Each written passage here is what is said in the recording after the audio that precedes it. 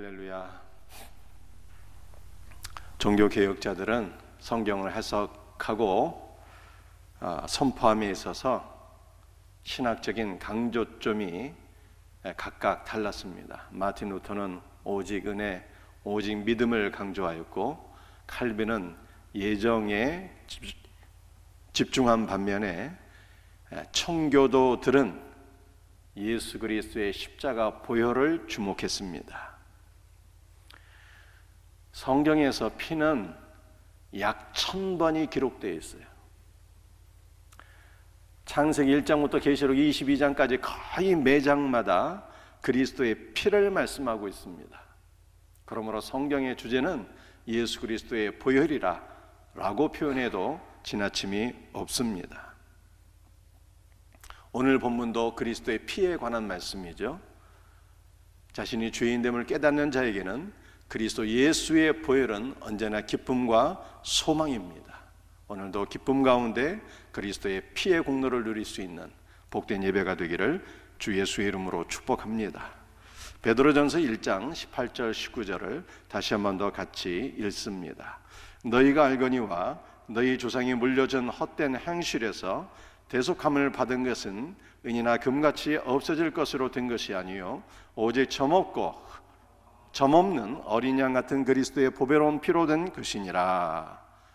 그리스도를 불신하고 하나님을 떠난 인간은 그 자체가 헛된 존재입니다. 헛된 인간이 행하는 모든 행실은 헛되고 헛될 뿐입니다. 헛된 인간의 대표적인 헛된 행실은 우상 숭배예요. 하나님을 떠난 인간은 두려움에 빠져서 그 무엇인가를 의지하고 섬기게 되는데, 귀신을 의지하고 우상을 숭배하게 됩니다. 살아계신 하나님을 불신하고 우상 숭배에 빠지는 것은 인간이 지을 수 있는 죄 가운데 가장 큰 죄입니다. 따라서 그리스도를 불신하고 우상 숭배에 빠지는 이와 같은 죄는 금과 은, 물질적인 것으로는 결코 사함을 받을 수가 없습니다. 오직 예수 그리스도의 보혈의 공로를 힘입어 우리의 이 모든 그리스도를 불신하고 우상 숭배에 빠지는 이 죄를 사함 받을 수가 있어요. 예수 그리스도는 자신의 피로서 우리의 죄에 대한 값을 지불하시고 우리를 헛된 행실에서 구속하셨습니다. 거룩하신 예수 그리스도의 보혈은 인간의 그 어떠한 죄도 사하고도 남음이 있습니다. 오늘은 우리 예수 그리스도의 보혈의 공로 가운데 4가지를 함께 살펴보면서 은혜를 나누고자 합니다. 첫 번째, 예수 그리스도의 피는 죄사함의 피다. 히브리서 9장 22절 말씀입니다. 피 흘림이 없은즉 사함이 없느니라. 여러분들, 이 사하다라고 하는 단어는 용서하다라고 하는 뜻입니다. 중세교회는 십자군 전쟁에 참전하고 금식하고 면죄부를 사고 이러한 일들을 통해서 죄를 사함받을 수 있다라고 생각을 했습니다. 현대 그리스도인 가운데 일부는 예배를 드리고 기도하고 선교하고 구제하고 봉사하고 세례를 받음으로 죄를 사함받을 수 있다라고 생각을 합니다. 그러나 그 어떠한 위대한 헌신을 한다 할지라도 그리스도의 피의 공로를 믿지 않으면 그 어떠한 죄도 사함을 받을 수가 없습니다. 오직 그리스도의 보배로운 피에 의해서만 인간의 죄가 사함을 받고 씻어지게 됩니다. 우상 숭배와 살인, 간음, 도둑질 등 어떤 죄악이 있을지라도 그리스도의 피는 우리의 모든 죄를 단번에 사할 수 있는 능력입니다. 따라서 그리스도의 피로 씻음받은 신자에게는 단 하나의 죄도 남아있지 않아요. 며칠 전에 어떤 집사님 한 분이 저에게 와서, 목사님, 제가 목사님에게 잘못한 것이 있으면 용서해 주시기 바랍니다 라고 말씀하시는 거예요.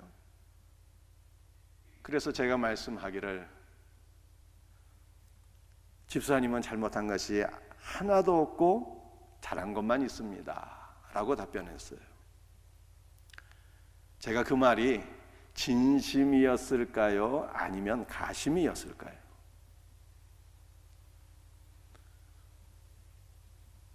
제가 그 집사님을 순간 생각해 보니까, 이 집사님은 왜 이런 말을 내게 했지?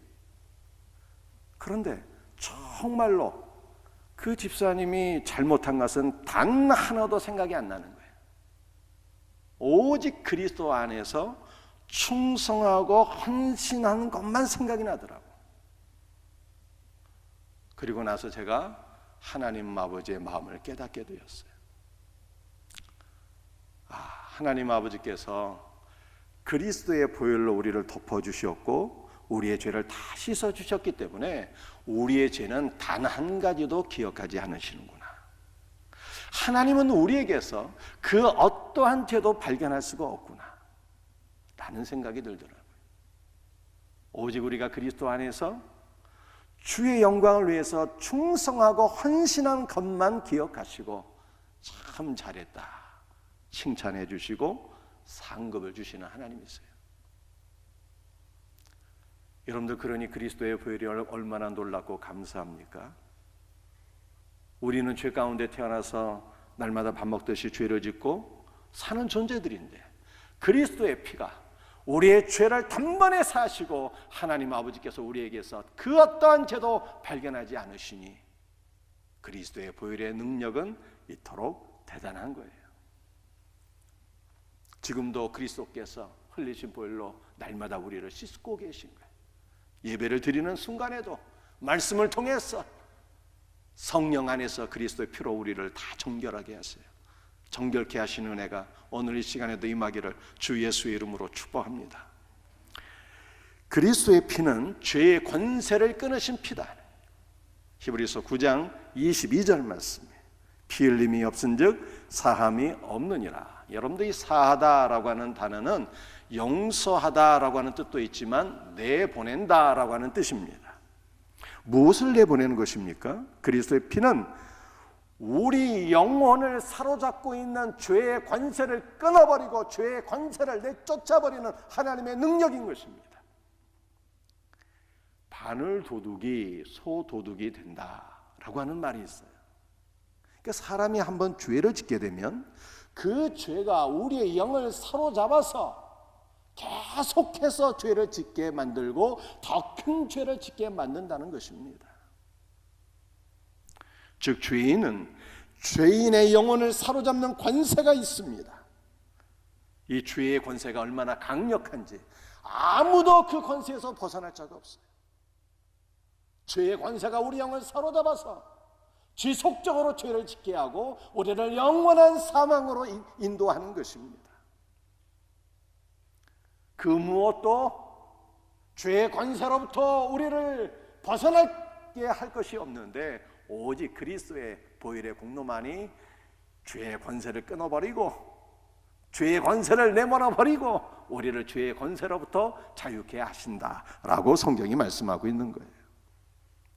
따라서 죄의 권세로부터 자유함을 얻고자 하는 자는 그리스도의 피의 공로를 늘 사모하고 의지해야 되는 것입니다.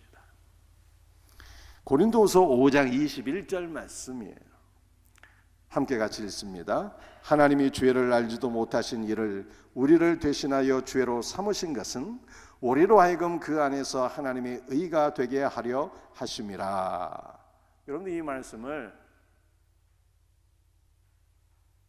제가 다시 한 번 더 설명드리겠습니다. 강사님 방송실에 잠깐 올라가셔야 될 것 같아요. 그러니까 하나님께서 죄를 알지도 못하신 이를 누구를 가리키는 걸까요? 예수님을 가리키는 거예요. 우리를 대신하여 죄로 삼으셨다라고 말씀하셨는데 쉬운 성경을 보게 되면은 죄를 알지도 못하신 이에게 죄가 있게 하셨다 이렇게 번역을 했고요. 현대인의 성경을 보게 되면은 죄를 알지도 못하신 이에게 죄를 지우셨다 이렇게 번역하고 있고요. 공동 번역을 보게 되면 죄를 알지도 못하신 분에게 죄 있는 분으로 여기셨다 이렇게 번역하고 있고요. 또 영어 성경을 보게 되면 하나님께서 우리를 위하여 죄가 없는 분을 죄가 되게 만드셨다 이렇게 말씀하고 있어요. 즉 예수 그리스도는 죄가 전혀 없는 분인데 죄가 되셨어요. 하나님의 아들이신 예수 그리스도께서 죄가 되셨습니다. 얼마나 놀라운 사건입니까? 그러므로 그리스도의 죽음은 어떤 것일까요? 그리스도의 죽음은 죄가 죽은 죽음이라 성경이 이렇게 말씀하는 것입니다. 우리의 영을 사로잡고 지옥으로 끌고 가던 죄가 죽었기에 우리는 죄의 권세로부터 자유함을 누리게 되었어요. 따라서 신자는 더 이상 죄에 끌려다니고 죄의 지배를 당하는 존재가 아닙니다. 우리를 지배하던 죄가 십자가에서 종결된 것을 믿어야 됩니다. 사랑하는 성도들이여, 여러분 가운데 혹시 이렇게 생각하는 분이 안 계신가요? 왜 나는 지속적으로 죄를 짓는 것일까? 왜 나는 반복해서 동일한 죄를 짓는 것일까? 여러분들 이 문제로 고민해 본 적 없으십니까? 성도는 믿음으로 선포해야 돼요. 내 영을 사로잡던 이 죄의 권세가 십자가에서 종결된 거예요. 그러므로 우리는 죄의 지배에서 벗어나게 된 것입니다. 나를 지배하던 죄의 권세는 십자가에서 종결되었다. 나는 죄로부터 자유함을 얻게 되었다. 믿음으로 선포하고 승리하는 우리 성도들이 되시기를 주 예수의 이름으로 축복합니다. 그리스도의 피는 용납의 피입니다. 히브리서 9장 22절. 피 흘림이 없은즉 사함이 없느니라. 여러분들이 사하다라는 것이 세 가지 의미가 있는데요. 용서하다, 내보내다, 그리고 마지막 세 번째는 용납하다라고 하는 뜻이 있습니다. 여러분이 예수 그리스도의 피의 공로를 믿지 않는다면 하나님은 결코 여러분을 용납하지 않으세요. 아무리 잘생기고 예쁘게 생긴 분이라 할지라도 하나님이 결코 용납하지 않습니다. 구약시대 대제사장은 황소와 염소의 피를 가지고 지성소 안으로 들어갔습니다. 대제사장조차도 피의 공로가 없으면 절대로 지성소 안으로 들어갈 수가 없었어요. 여러분들, 이것은 우리가 예수 그리스도의 피를 가지고 피를 통하여 아버지 하나님 앞에 나가면 아버지께서 우리를 용납해 주신다라고 하는 것을 보여주고 있습니다. 만약 여러분이 자신의 의와 공로에 의지해서 또는 자신의 탁월한 재능과 신분에 의지해서 하나님께 나아간다면 반드시 여러분들은 실패할 것입니다. 그러나 만약 여러분이 그리스도 예수와 연합하여 하나님께 나아간다면 하나님은 언제나 여러분을 용납해 주실 거예요. 여러분 안에 살아계신 예수 그리스도가 계신다면, 여러분 영 안에 그리스도의 보혈이 흐른다면 그가 누구일지라도 하나님 여러분들을 용납해 주십니다. 세상에서 버림을 받은 자라 할지라도, 부모 형제에게 버림을 받은 자라 할지라도, 자신도 자신을 용납하지 못하는 자일지라도, 그가 누구일지라도 여러분 영 안에 그리스도의 보혈이 흐른다면 하나님은 언제나 여러분들을 용납해 주시는 거예요. 그러므로 성도는 그리스도의 보혈의 공로를 믿고 아버지 하나님의 보좌 앞으로 나가야 됩니다. 여러분, 하나님께서 우리를 용납해 주신다는 것이 얼마나 놀라운 은혜인가를 한번 생각해 보셔야 돼요. 구약성경 에레미야서 29장 11절 말씀입니다. 여호와의 말씀이니라. 너희를 향한 나의 생각을 내가 아나니 평안이요 재앙이 아니니라. 우리 성도들 한 명 한 명을 향하신 하나님의 생각이 재앙이 아니라 평안이라고 말씀하셨습니다. 여러분들, 평안이라고 하는 단어는 우리가 잘 알고 있는 단어 가운데 하나인데 샬롬이라고 하는 단어입니다. 여러분들, 이 샬롬은 성경에서 많이 사용되는 말 단어 가운데 한 명이고 지금도 유대인들이 날마다 반복해서 사용하는 단어예요. 미국 사람들은 아침에 일어나면 굿모닝하고 서로 인사하죠. 유대인들은 샬롬 하면서 인사를 합니다.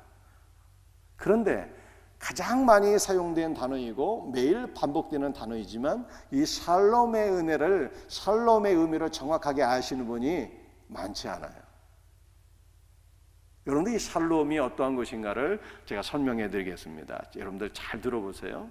샬롬은 세 가지 뜻이 있는데 첫째는 보상하다, 갚다 이 뜻이에요. 예수 그리스도께서 핏값으로 우리의 죄에 대한 모든 값을 다 치르셨다는 거예요. 예수 그리스도의 핏값으로 우리의 모든 죄가 다 해결되었다는 것입니다. 그러므로 두 번째 이 샬롬의 뜻은요, 화평하다, 친구가 되다 라고 하는 뜻이에요. 하나님과 우리 사이가 화목하게 된 거예요. 아버지 하나님께서 우리를 용납해 주셨다는 뜻입니다. 그러므로 세 번째 어떠한 은혜가 오게 되었는가 하면은 샬롬의 세 번째 뜻은 완전하다 이 뜻이에요. 완전하다. 여러분들 이것은 하나님께서 우리를 용납해 주심으로 말미암아 하나님과 우리와의 관계가 태초의 상태로 돌아가게 되었다는 것입니다. 하나님께서 창세기 1장 말씀을 보게 되면 인간을 하나님의 형상을 따라 창조하시고 복을 주시고 모든 것을 다스리라 그렇게 명령하셨어요. 여러분들 우리 사람은 어떠한 존재입니까? 하나님의 은혜와 복을 받아서 하나님의 복으로 살아가고 하나님의 복으로 사명을 감당하는 존재인 것입니다. 그런데 하나님께로부터 우리가 복을 받아야 되는데 죄 때문에 하나님께 복을 받는 것이 아니라 심판을 받게 되었고 재앙을 받게 되었고 저주를 받게 되었어요. 그런데 예수 그리스도의 피값으로 우리의 죄가 다 사함을 받아서 하나님과 다시 화평하게 되었어요. 하나님께서 우리를 용납해 주셨습니다. 그러므로 하나님께서 태초에 그리스도 예수 안에서 우리에게 주시기로 디자인하셨던, 계획하셨던 모든 은혜와 생명과 복이 우리들에게 다시 회복되었다는 거예요. 얼마나 풍성한 은혜와 복이 우리에게 임하게 되었는가 하면 완전한 복이 임하게 되었다는 거예요. 완전한 복이. 그러므로 우리 예수 믿는 신자의 심령 안에 그 무엇 하나 빠짐이 없고 그 무엇 하나 부족함이 없는 완전한 복이 임했다는 것입니다. 사랑하는 성도들이, 여러분의 심령 안에 늘 기쁨과 감사가 넘쳐나고 있습니까? 예수 그리스도 안에서 하나님과 용납이 되고 하나님과 화친이 되고 화목하게 된 성도는요, 심령이 완전한 은혜가 임하게 되는데, 그리고 우리의 심령이 천국이 된다는 거예요. 무엇 하나 부족함이 없는 은혜로운 상태, 하나님의 온전한 축복으로 가득 찬 상태, 그 무엇도 부족함이 없는 완전한 상태가 바로 샬롬의 상태예요. 그러니까 하나님께서 우리를 피로써 용납해 주신다는 것은 하나님 안에 있는 모든 은혜와 풍성한 복을 하나도 빠짐없이 부어주신다는 의미가 되는 거예요. 이 놀라운 은혜가 피 안에서 우리 성도들에게 넘치게 되는 것입니다. 피 안에서 아버지 하나님과 화친하시고 아버지 안에 있는 모든 은혜와 복이 피 안에서 우리 성도들에게 공급되기를 예수 그리스도의 이름으로 축복합니다. 네 번째는 예수 그리스도의 피는 생명의 피다. 그런데 오늘 설교 가운데 바로 이 네 번째가 제가 여러분에게 정말로 꼭 나누고 싶은 말씀이에요. 이 네 번째 말씀을 여러분들이 집중해서 잘 들으셔야 됩니다. 예수 그리스도는 피 안에서 우리에게 생명을 주셨어요. 생명은 주님의 것이에요. 육신의 생명도 영적인 생명도 그리스도께서 주셨기 때문에 우리는 그리스도의 생명으로 살아가야 되고, 생명은 하나님께 속한 것이기 때문에 우리의 생명은 하나님께 드려야 되는 것입니다. 저와 여러분의 모든 생명이 그리스도를 위해서 쓰임받는 은혜가 있기를 예수 그리스도의 이름으로 축복합니다. 우리 구약 성경 말씀을 보시겠어요? 역대상 11장 16절 말씀입니다. 그때 다윗은 산성에 있고 블레셋 사람들의 진영은 베들레헴에 있는지라. 여러분들, 이 다윗이 산성에 있다는 것은 아둘람 굴에 있었다는 뜻입니다. 다윗이 사울에게 쫓기는 삶을 10년 동안 살았어요.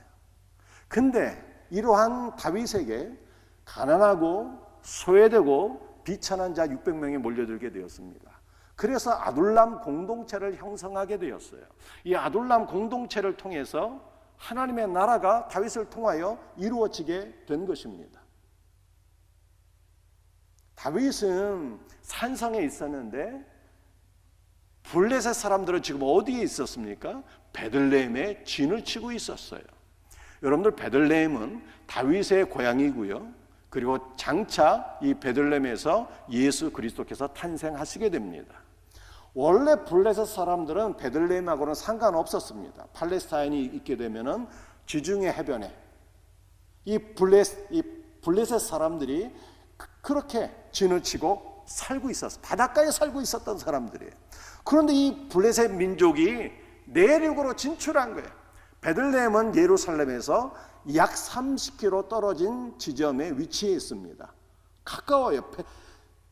유다의 수도가 예루살렘인데 예루살렘에서 30km 떨어진 곳에 베들레헴이 있어요. 그러니까 지금 블레셋이 남유다 전역을 막 침범한 상태. 그래서 다윗이 베들레헴을 다시 되찾기 위해서 블레셋 군영과 진을 치고 서로 대적하고 전쟁 중에 있었다, 이런 뜻입니다. 역대상 11장 17절 말씀이에요. 다윗이 갈망하여 이르되 베들레헴 성문 곁 우물물을 누가 내게 마시게 할꼬 하매, 다윗이 전쟁 중에 있었는데 팔레스타인은 섭씨 50도거든요. 정말로 가만히 있어도 땀이 줄줄 흐르는데 전쟁 중에 칼을 들고 창을 잡고 적들과 싸우고 있으니 얼마나 무덥겠습니까? 갈증이 타는 듯한 갈증이 있었어요. 그래서 다윗이 자기도 모르는 사이에 누가 나로 하여금 내 고향 땅 저 베들레헴 성문 곁에 있는 우물물을 길어서 나로 하여금 마시게 할꼬, 이렇게 푸념하듯이 자기 혼자 말을 한 거예요. 그랬는데 역대상 11장 18절 말씀이에요. 이 세 사람이 블레셋 사람들의 군대를 돌파하고 지나가서 베들레헴 성문 곁 우물물을 길어가지고 다윗에게로 왔으나 다윗이 마시기를 기뻐하지 아니하고 그 물을 여호와께 부어드리고, 다윗이 푸념하듯이 말한 혼자말로 독백한 그 말을 그의 부하 충성스러운 3명의 용사가 듣고 블레셋 군영을 돌파하고 목숨 걸고 블레셋 진영을 돌파하고 쳐부수고 베들레헴 성문 곁까지 가서 다윗이 사모한 그 우물물을 길어와서 다윗에게 갖다 주었어요. 그런데 다윗이 그것을 기쁨으로 마시지를 않고, 이 물은 용사들의 생명이다, 생명을 바쳐서 용사들이 이 물을 길어왔으니 이 우물물은 생명의 물이라 생각하여서 자신이 마시지를 아니하고 여호와께 부어드렸다라고 하는 말씀입니다. 사랑하는 성도들이요, 생명은 하나님께 속한 거예요. 육신의 생명도 하나님께서 주셨고 영적인 생명도 하나님께서 주셨어요. 생명은 하나님께 속한 것이기 때문에 하나님께 바쳐져야 되고 하나님께 쓰임받아야 되는 것입니다. 제가 여러분에게 질문합니다. 여러분의 남은 생은 하나님의 것입니까? 하나님께서 우리에게 생명을 주셨기 때문에 여러분의 남은 삶이 하나님을 위해서 쓰임받기를 간절히 소원하고 계십니까? 여러분들, 나의 생명은 주님의 것입니다. 나의 생명을 주께 바칩니다. 주님 나를 사용하소서 기도하셔야 돼요. 여러분들 자녀들을 위해서 기도할 때 무엇이라고 기도하십니까? 자녀의 생명도 하나님의 것입니다.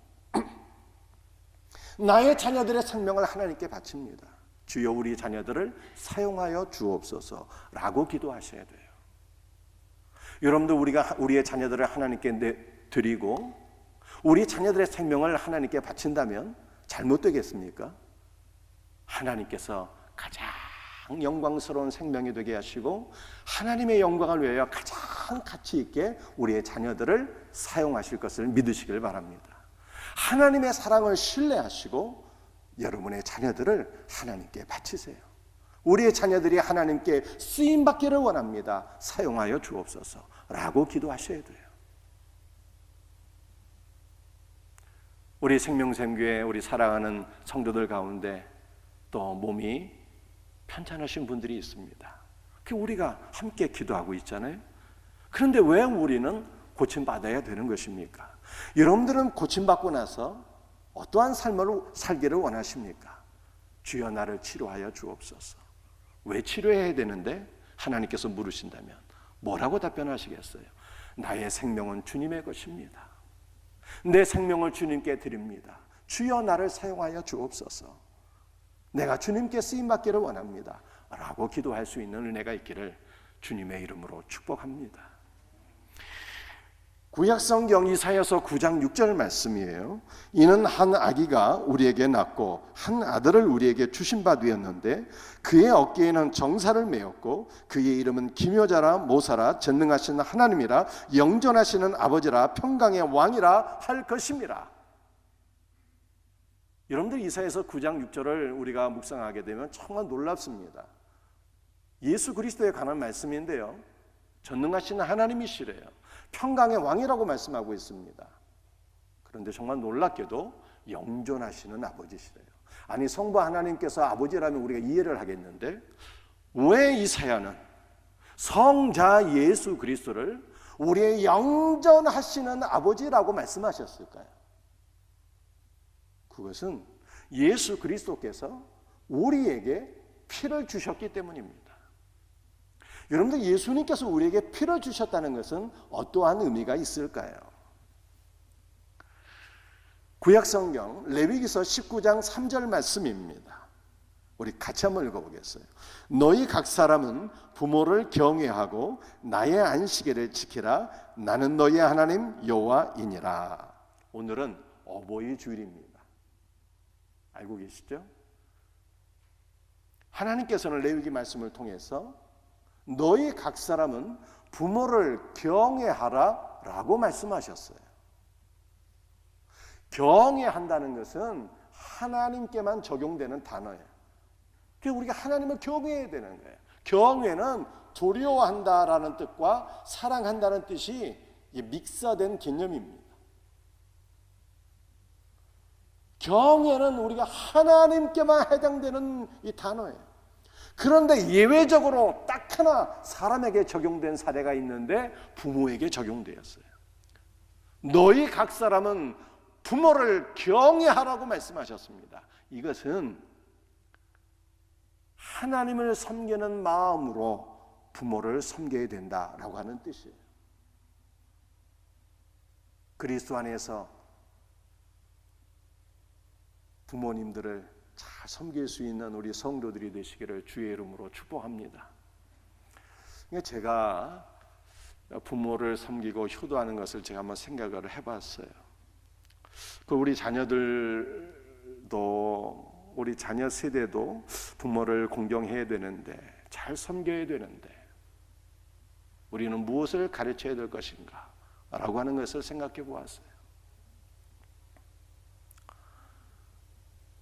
여러분도 아시다시피 저는 결혼하고 난 이후에 30년 동안 박옥 강사님 모시고 살았어요. 정확히 표현하면 제가 모신 것이 아니라 김미경 사모가 그렇게 모신 것이죠. 그런데 제가 생각해 보니까 만약 박옥 강사님을 내가 모시지 않고 살았으면 어땠을까 라고 하는 것을 생각해 보았어요. 모시지 않고 살았으면 더 많이 효도했을 뻔했는데 모시고 살아서 불효한 것은 아닌가, 그런 생각이 들어요. 모시지 않고 떨어져 살았으면 더 많이 그리워하고 더 많이 전화도 하고 찾아가고 대화하고 그렇게 효도를 잘했을 뻔했는데 모시고 살아서 불효한 것은 아닌가라고 하는 생각이 든다는 거죠. 우리 자녀를 생각해 보니까 여러분도 우리 자녀 세대는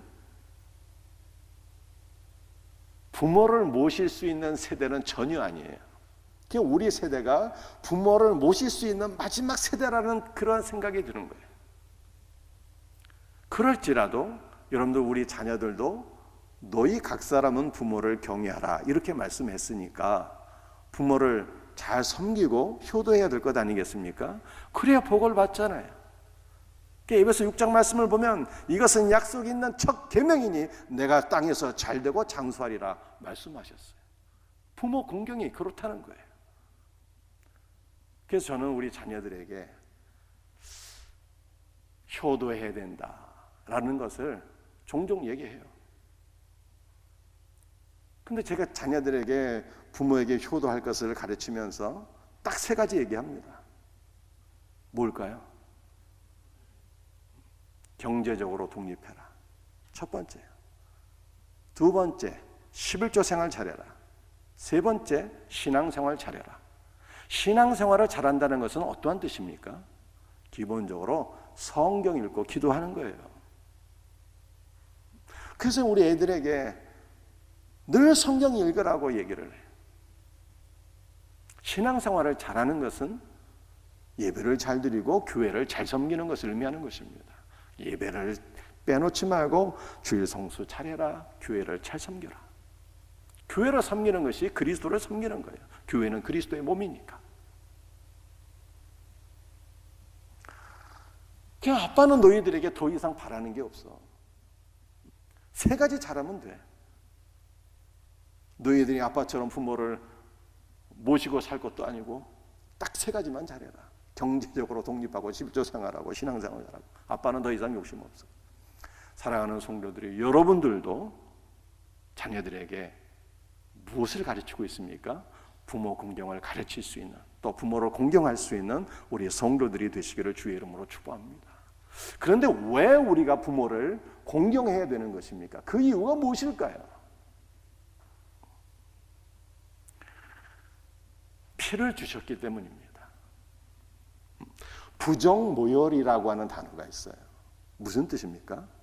부모로부터 뼈와 피를 물려받았다는 뜻입니다. 그리고 우리 육신의 몸 안에는 부모님이 주신 피가 흐르고 있는 거예요. 자, 그런데 이 피를 물려받았다는 것은요, 굉장히 놀라운 의미가 있더라고요. 어떤 뜻이 있을까요? 피를 물려받았으니까 부모님과 혈액형만 같으면 될 것 같은데, 단순히 혈액형만 같은 것이 아니더라고요. 피만 물려받았는데 생김새도 비슷해. 그럼 만약에 어떤 분이 교회에 오셔서 창규를 보게 되면 창규가 누구의 아들인가를 바로 알 것 같아. 그죠? 생김새가 다 비슷하거든, 자녀들이요. 비슷합니다. 피만 물려받았는데 아들을 보면 아버지가 누구인지 비슷해서 다 알아버려요. 그것뿐입니까? 피를 물려받았는데요, 부모의 성격과 기질도 비슷합니다, 자녀들이.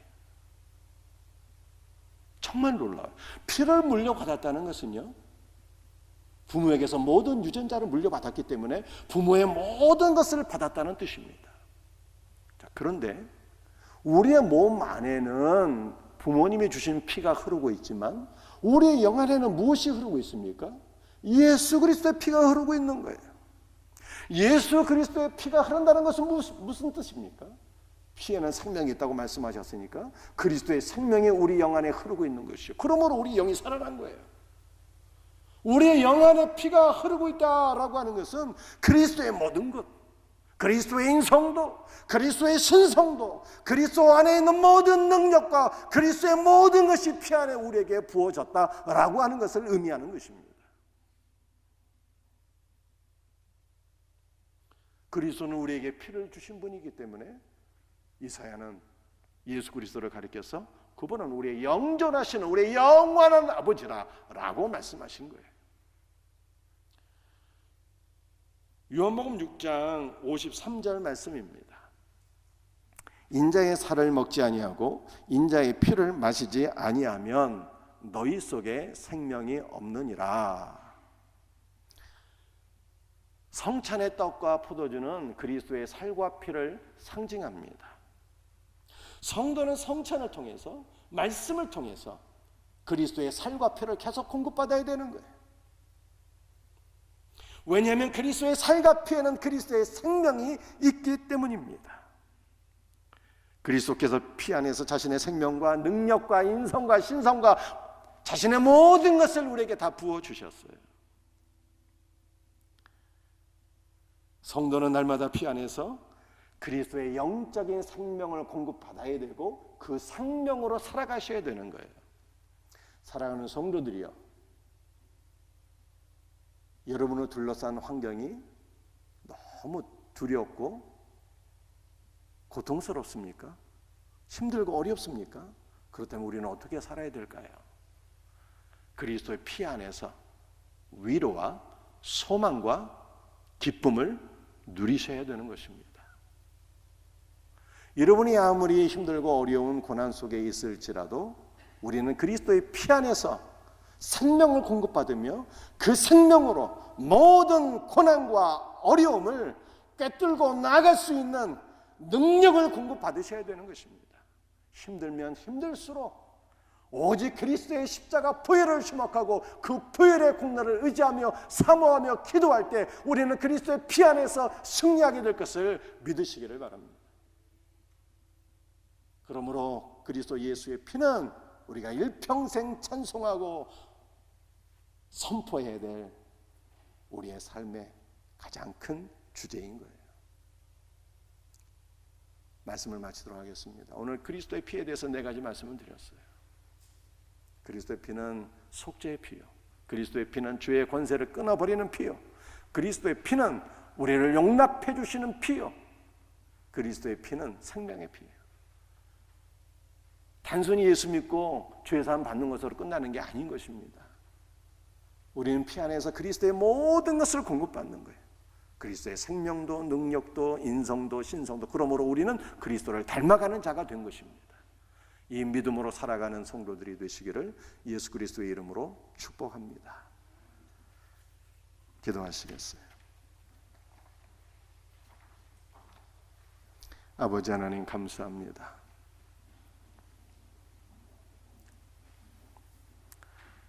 오늘도 그리스도의 피의 공로를 사모하고 의지합니다. 주의 보혈로 우리를 덮으시고 보혈 안에서 우리들에게 생명과 은혜와 능력을 공급해 주셔서 모든 어려움 가운데 늘 부활하고 늘 이기고 승리하는 복된 삶으로 나가게 하소서. 예수 그리스도의 이름 받들어 간절히 기도합니다. 아멘.